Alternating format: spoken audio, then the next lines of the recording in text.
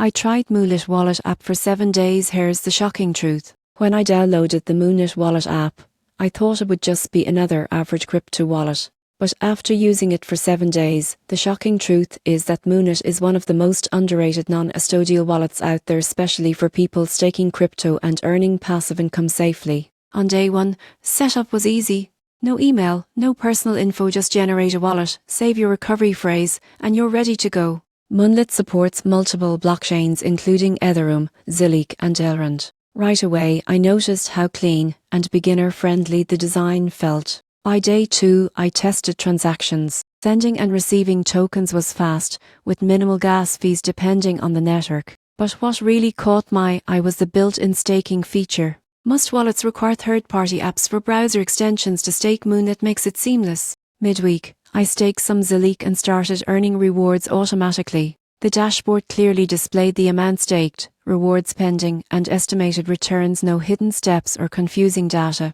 I even got notifications showing my staking progress. By day 5, I explored the security aspect. Moonlet is fully non-custodial, meaning you hold your private keys, not the app.